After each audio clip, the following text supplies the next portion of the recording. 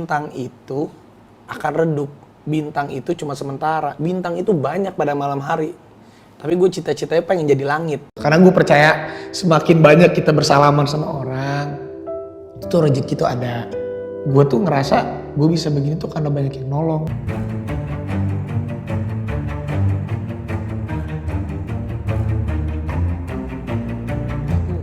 Setiap gue memasuki fase hidup baru, fase hidup dimana dulu mungkin, jadi gue tahu fase gue tuh kira-kira di per 4 atau 5 tahun gue mendapati masuk ke fase yang baru.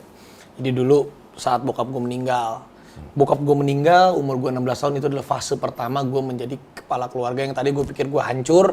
Wah gimana dulu gue honornya gue masih gimana jalanin itu, ternyata ada rezekinya. Sampai gue dikasih rezeki banyak setelah bokap gue meninggal, gue bisa ngidupin keluarga. Gue lupa lagi tuh. Gue lupa diri, akhirnya gue tersandung kasus itu di 2013, narkoba itu. Setelah itu, ya setelah gue kasus itu, gue udah mencoba udah deh gue mungkin cari teman hidup. Akhirnya gue menikah lah sama si Nagita. Tapi juga saat gue masuk fase pernikahan, mungkin karena gue tuh dulu orangnya terlalu bebas, terlalu liar. Merasa pernikahan itu kan, wah setelah Nagita hamil, punya anak, aduh dulu kan gue nggak pernah pulang, gitu. Suka-suka hati gue. Yeah. Mungkin gue kebablasan juga lah, kebablasan dalam arti kata, ya gue juga suka masih genit-genit sama cewek dalam arti, tapi istri gue itu adalah istri yang the best lah. Mungkin kalau gue menikah, nah ini gue mendapatkan hikmah lagi. Mungkin kalau gue tidak menikah sama Nagita Slavina, gue udah diceraiin sama cewek. Kalau gue nggak tahu, jadi Nagita itu dalam keadaan terburuknya gue diomongin orang, diisukan ini, ada cewek lagi, ada sampai gue diisukan menikah lagi, ini lagi. Dia itu adalah pelindung gue. Jadi istri gue tuh dia cuman pernah ngomongin sama gue, apapun kamu, apapun berita di luar sana, aku akan bertahan sekuat aku. Liburan lebih dari 4-5 hari kalau nggak kerja pusing, jadi Gigi pun tahu. Jadi gue kerja sehari tuh, setiap hari bangun jam 6 pagi, pulang pun kan kantoran di sebelah. Ya udah langsung kerja, paling tidur jam 3, setengah 4, jam 6 bangun, setengah 7 bangun, selalu begitu.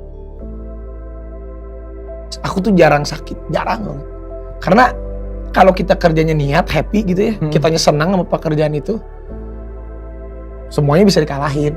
Tapi terkadang gue juga kerjaan gue tuh di handphone semuanya. Di misalnya lagi syuting nih, di live, break 3 menit kerja gitu. Jadi gue tuh harus bikin, aduh gue semalam baru tidur 2 jam 3 jam nih, habis live ini kemana ya? Oh ke Mampang. Oh berarti ada kerjaan nyangkut nggak ya? Wah berarti gue kelarin dulu nih, pas iklan gini gue kelarin.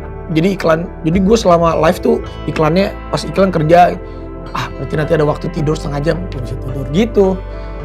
Semua orang nanya gitu, apa yang lu cari? Nah ya alhamdulillah sih gue mah juga udah bukan yang berambisi gimana, enggak ya udahlah jalanin aja lah. Gue SMP SMA punya uang sendiri, ada uangnya buat, ya meskipun buat nyokap, selalu kirim ke nyokap. Gue tuh dari dulu honor apapun kirimnya ke nyokap. Tapi pas bokap gue meninggal kan gue langsung kepikiran, gimana ya bisa membiayai adik gue dan ibu gue. Aduh ya Allah gimana ya, aku takut nggak bisa. Sama Allah dikasih kerjaan terus. Ya udah sampai sekarang gitu. Tapi kadang juga aku suka ngerasa, aduh gue kehilangan banyak waktu. Zaman SMA nggak ada, kuliah boro-boro. Sama sekarang aja Rafathar umur 5 tahun, aduh umur 1-4 tahun gue sedikit gitu punya waktu sama dia. Kayak pengen, ya sekarang lagi direncanakan gimana, bukannya pensiun atau meninggalkan, tapi kerjaan tuh bisa jadi hobi gitu.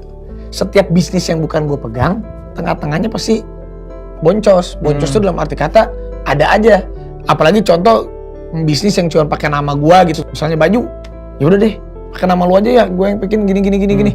Gue nggak tahu apa-apa, rata-rata pasti nggak berhasil. Jadi bisnis yang gue jalanin, gue harus ngerti, dan gue tuh orangnya pengen banget belajar. Jadi ininya gue tahu nih, sampai nanti ritme model bisnisnya kita juga yang ciptain gitu. Paling bener itu sih. Gue mah sekolah juga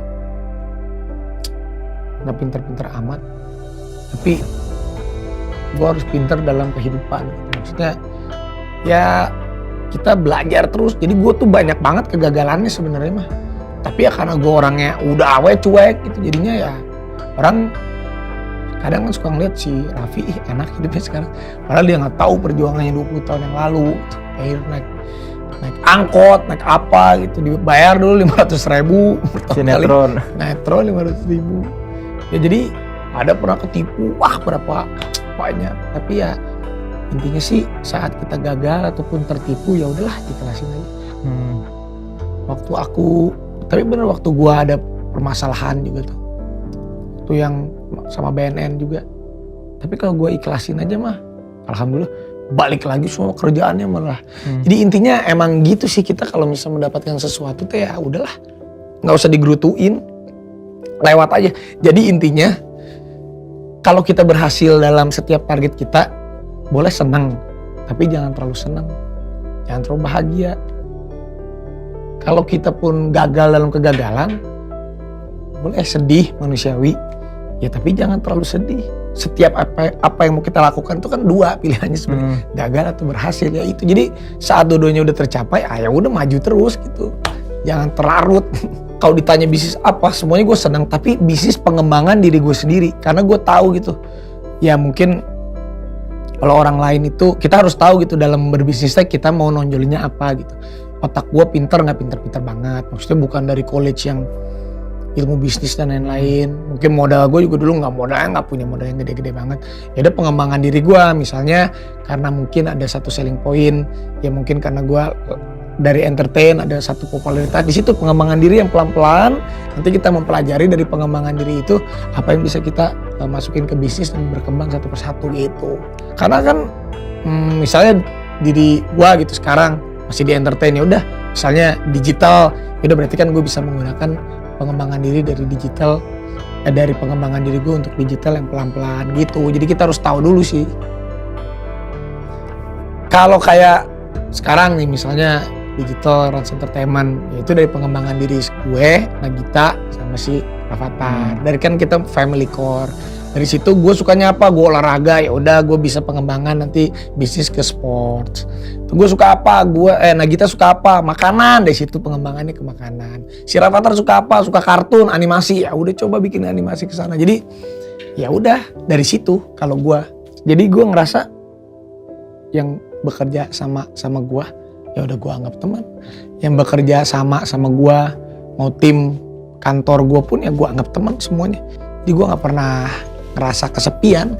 Gue tuh gampang gitu membuka diri gitu buat orang lain tuh gampang gitu, karena gue percaya semakin banyak kita bersalaman sama orang itu rezeki tuh ada. Gue mah kalau misalnya gue tuh salah satu orang yang ketemu orang itu di bandara ya, meskipun ya nggak deket-deket banget, tapi gue kenal, gue bisa gerowok gitu, bisa teriak, "Hey!" gitu, bisa gitu. Emang gitu gue tuh. Terlalu banyak yang berjasa tuh. Jadinya karena gue kerjanya emang bener-bener menyangkut dengan banyak orang, jadi banyak yang berjasa. Saat kita masih dalam keadaan yang struggling gitu misalnya, itu kita senangnya bukan main kalau kita ditolong. Jadi gue tuh ngerasa gue bisa begini tuh karena banyak yang nolong. Makanya gue mah kalau lu udah ketemu sama gue ya udah berarti gue anggap lu temen lah gitu. Karena lu kenal ya udah. Kalau memang lu butuh apa ya semampunya pasti gue bantu gitu aja gue mah. Kita juga pernah tahu, kita pernah di bawah, kita pernah susah, gue juga bener-bener dari bawahnya bener-bener, jadinya ya udah, karena gue pun bisa begini karena banyak dulu ditolong orang, ya gue pun harus menolong orang gitu. Ya kalau misalnya gue udah nggak ada, gue udah mati, mudah-mudahan apa yang gue bisa tinggalkan bisa berguna